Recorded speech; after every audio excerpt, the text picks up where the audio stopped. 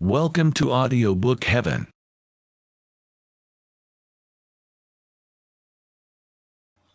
Chapter 4. The First Principle in the Science of Getting Rich. Thought is the only power which can produce tangible riches from the formless substance. The stuff, from which all things are made, is a substance which thinks, and the thought of form in this substance produces the form. Original substance moves according to its thoughts. Every form and process you see in nature is the visible expression of a thought in original substance.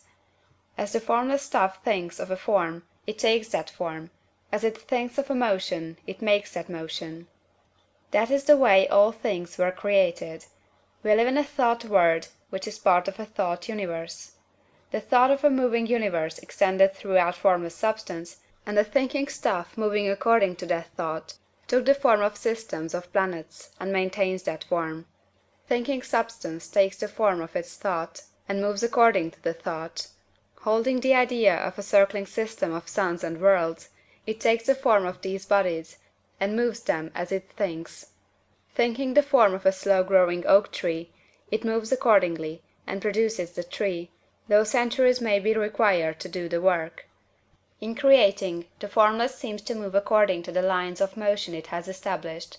The thought of an oak tree does not cause the instant formation of a full-grown tree, but it does start in motion the forces which will produce the tree along established lines of growth. Every thought of form, held in thinking substance, causes the creation of the form, but always, or at least generally, along lines of growth and action already established. The thought of a house of a certain construction, if it were impressed upon formless substance, might not cause the instant formation of the house, but it would cause the turning of creative energies already working in trade and commerce into such channels as to result in the speedy building of the house.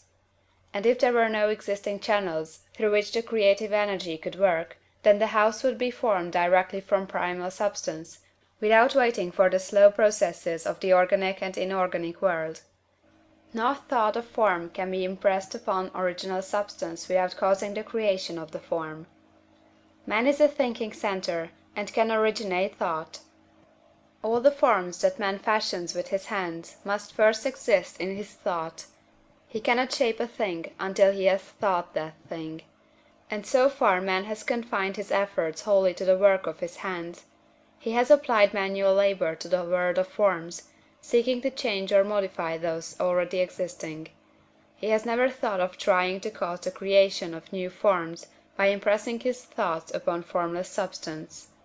When man has a thought form, he takes material from the forms of nature, and makes an image of the form which is in his mind.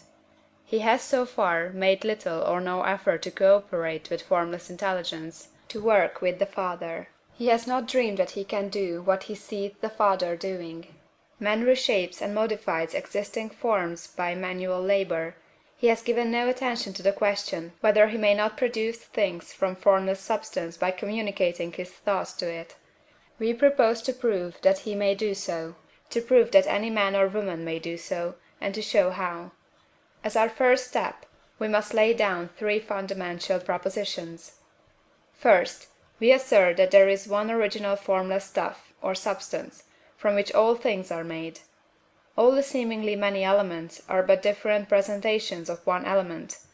All the many forms found in organic and inorganic nature are but different shapes, made from the same stuff. And this stuff is thinking stuff. A thought held in it produces the form of the thought. Thought, in thinking substance, produces shapes. Man is a thinking centre, capable of original thought.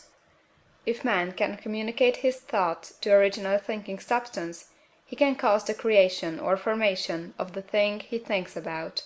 To summarize this, there is a thinking stuff from which all things are made, and which, in its original state, permeates, penetrates, and fills the interspaces of the universe.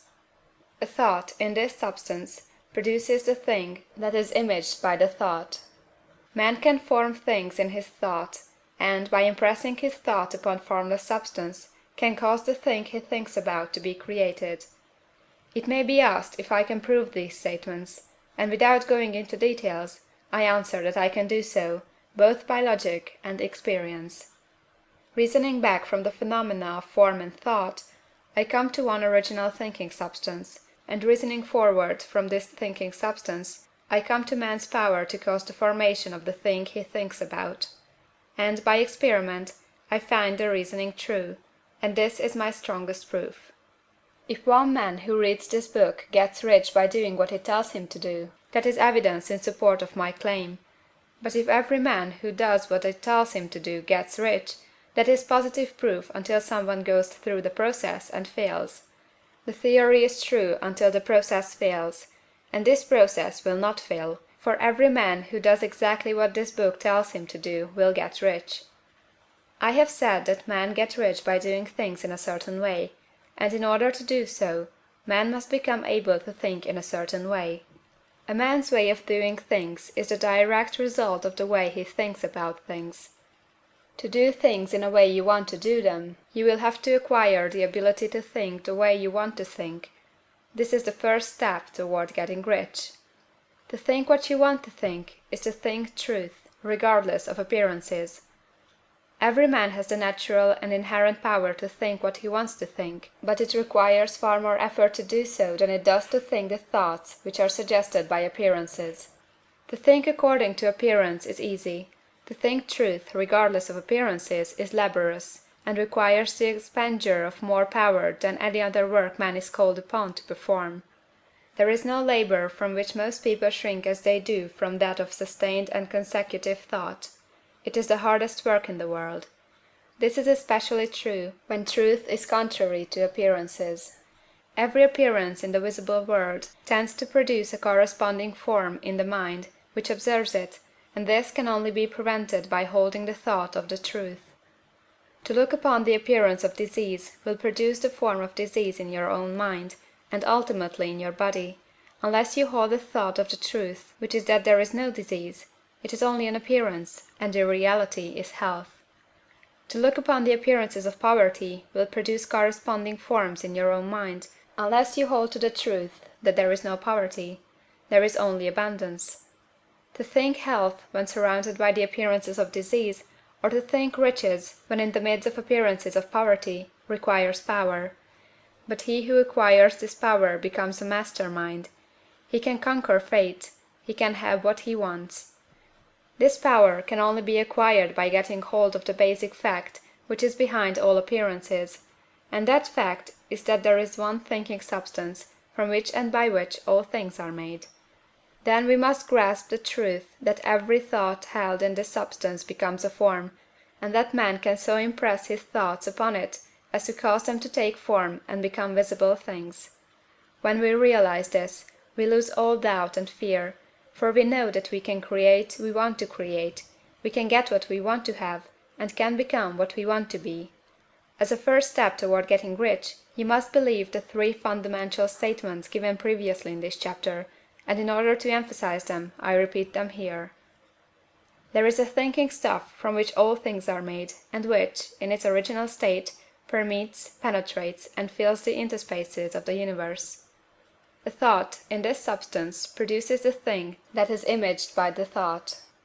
Man can form things in his thought, and, by impressing his thought upon formless substance, can cause the thing he thinks about to be created. You must lay aside all other concepts of the universe than this monistic one, and you must dwell upon this until it is fixed in your mind, and has become your habitual thought. Read these creed statements over and over again, fix every word upon your memory, and meditate upon them until you firmly believe what they say. If a doubt comes to you, cast it aside as a sin. Do not listen to arguments against this idea. Do not go to churches or lectures where a contrary concept of things is taught or preached. Do not read magazines or books which teach a different idea. If you get mixed up in your faith, all your efforts will be in vain. Do not ask why these things are true, nor speculate as to how they can be true. Simply take them on trust. The science of getting rich begins with the absolute acceptance of this faith. End of chapter 4.